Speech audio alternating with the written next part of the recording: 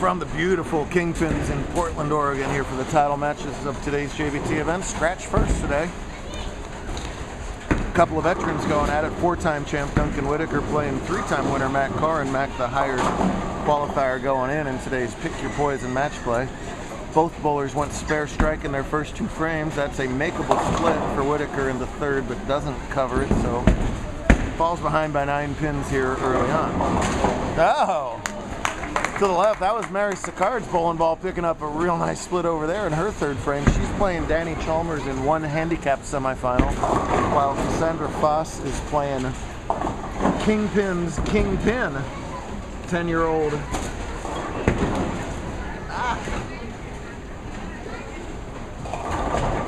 For the handicap semifinals, we'll keep an eye on those matches as they go. Corn unable to double as well. Needs to spare that up to have that early lead. Big thanks to Rebecca, Cole, and the whole team here at Kingpins for having us. Beautiful two facilities in the Portland area. The former 20th century did a gorgeous remodel on it to make it very much a 21st century setting. Tricky little spare on lanes that have played a little tricky all day long today, and he doesn't cover that, and we are all even through three.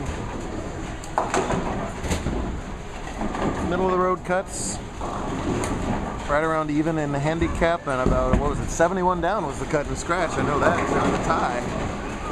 Ashton and Tyler tied for the cut. Ashton won the roll-off. I thought he might run the table from there, give a guy like him a second chance, but no, wasn't to be. He lost earlier in match play. Pick your poison means you tell me who you bowl rather than the reverse. Pretty cool format detail there. Wow. Now Karin facing back-to-back opens here in the third and fourth.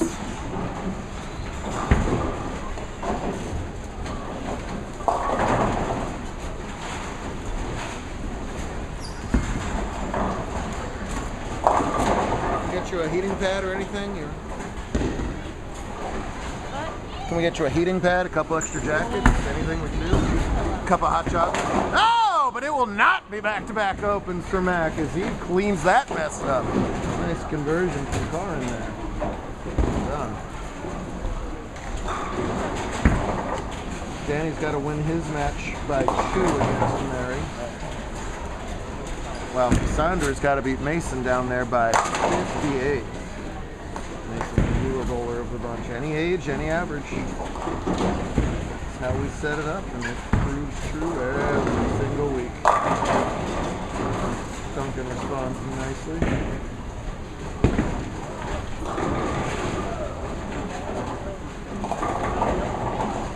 Duncan informed me earlier today, to my complete delight, that he still has the number 5 baseball from his failed Price is Right experience at our celebration dinner.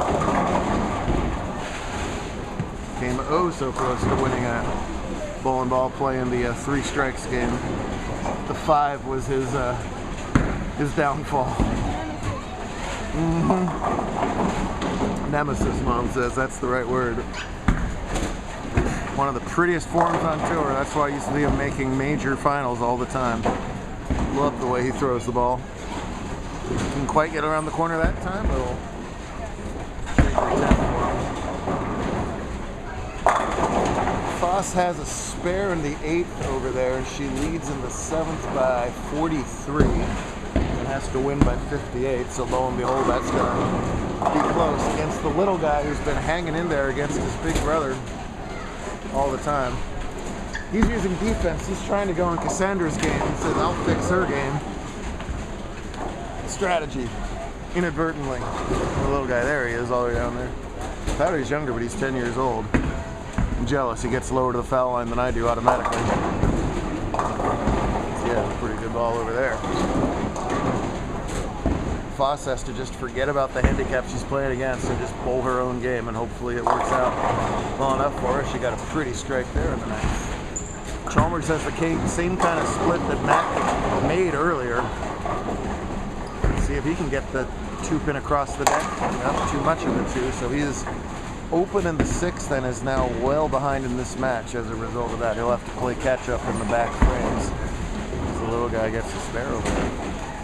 Poor Liam Harden's been here since 6:30 in the morning waiting for his U17 match. He's hanging out over there, saying, "Bring it on, Mac." He'll play after. Meanwhile, girls scratch won by a newcomer with us,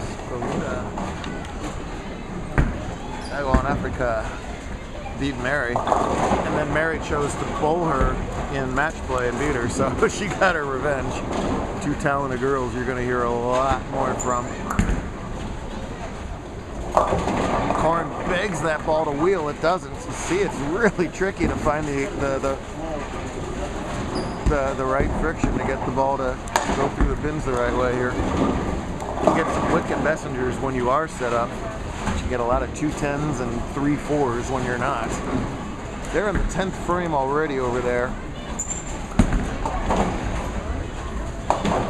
Matt converts that easy spare, and they remain tied through 5.5 in the title match.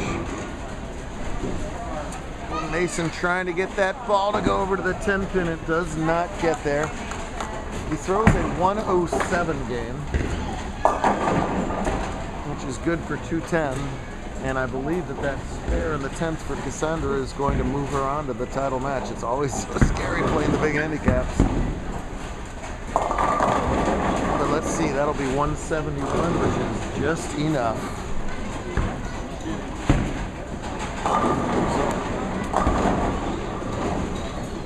Miss Foss will be in the title match. We'll see if she'll play Mary or Danny. Meanwhile, Duncan falls behind by 1 pin as he leaves another 10 pin in his 6th frame.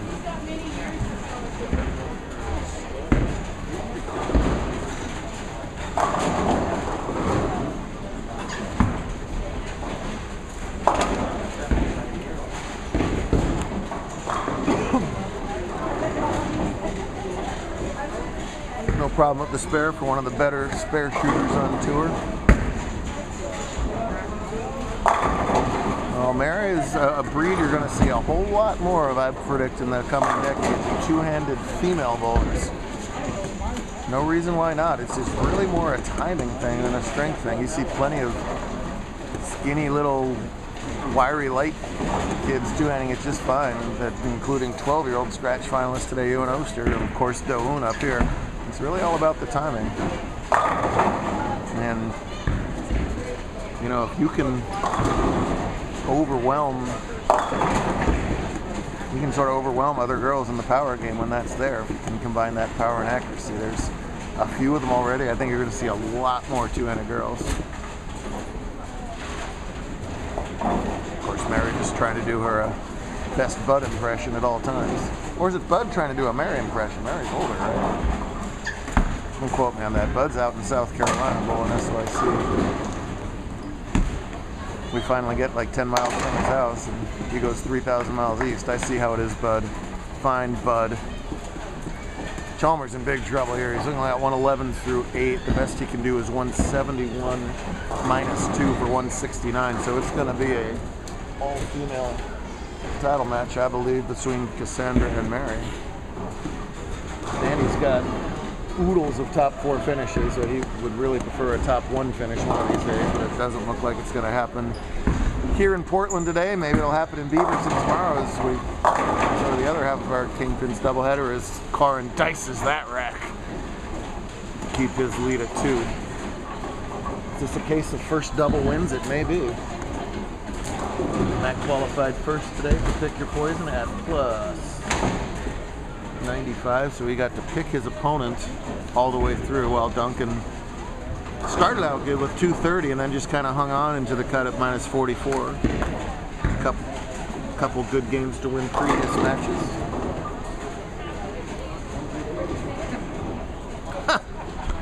What? I gotta get a shot of this in just a second.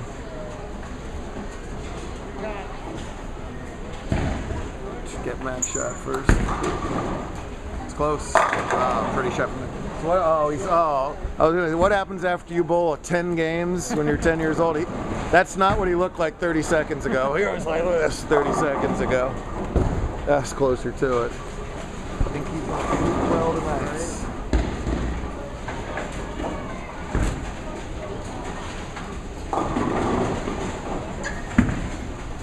how still those shoulders are at the point of release. Come on, 10-pin! It says it doesn't matter what I do. I mean, you can get in that feeling where you're just in carry jail. Has to stay positive though. It's only a 13-pin game with this spare. Marks are not guaranteed right now.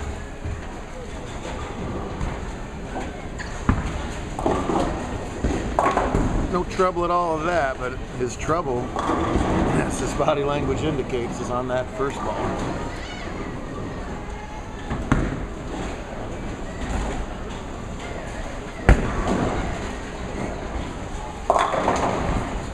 Marion cruise control over there. She could spare that up for 200 scratch. That's going to be plenty. Well, Daniel will be salty for about 20 minutes and realize, hey, another top 4, that's pretty good. Nothing less than first place works for any of these kids. We get it, they're competitive. Spare miss doesn't matter there. A 190 scratch is a nice effort. Big shot for Duncan to set up the 10th frame if he can catch this strike in the 9th. Boy. Well, will it get it? Oh, even hits it later and still corroborates his it doesn't matter theory. Looked like he tried to get a little softer and get around that a little bit more, and it just reacted the exact same way.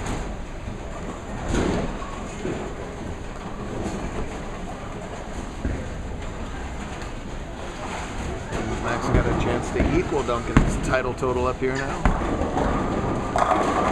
You can put him away before Whitaker steps up, and I would suggest that. So you give Duncan one more chance.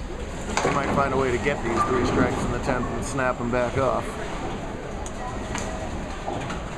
Throw a strike, Danny.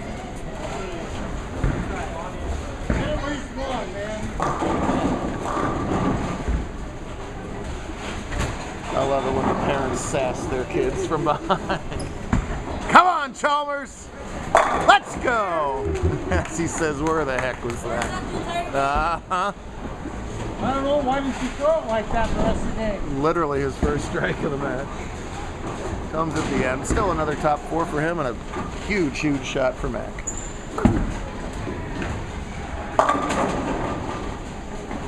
Boy. He started to run that one out. He loves that, I think, old school burgundy he's throwing. He thought that was going to stop more than it did.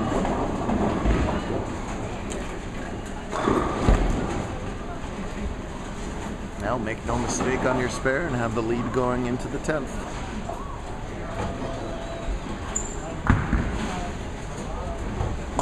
No problem there. He seems relieved / pleased with himself. He's let her be there, that's Mac. As you see with the 13-pin lead heading into the 10th. Best Duncan can do is 194, so Mac needs 18 pins here in the 10th frame to shut him out. Anything less, Whitaker's going to have a chance in his final shots.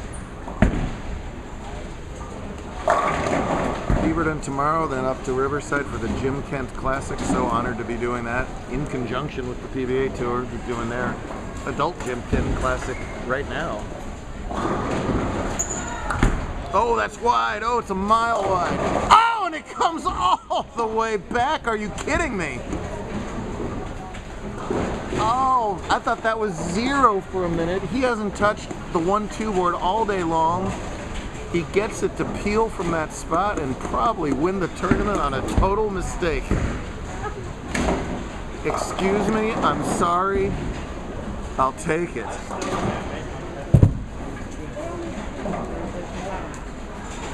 Holy Toledo. Duncan threw 4 great shots and left 4 great 10 pins and had to sit there and watch that.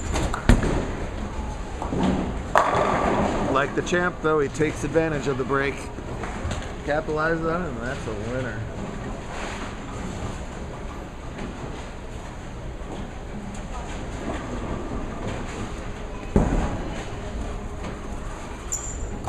A lot of bowlers don't watch their opponents for reasons like that. That's a perfect time for the solid 8. Mac will take that break all day long as he takes title number 4. How much you want to bet that this ball carries, by the way? as it always does. It's unbelievable. There are some, bowling's an incredibly unpredictable sport. There are some things that are predictable, and that ball to carry was one of them. Ah, good, great. Well, as always in sports, you feel bad for one side and great for the other.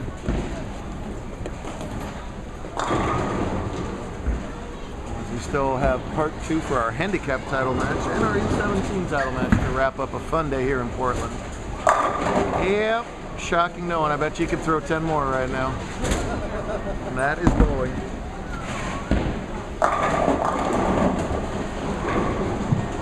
Enjoy your next hour.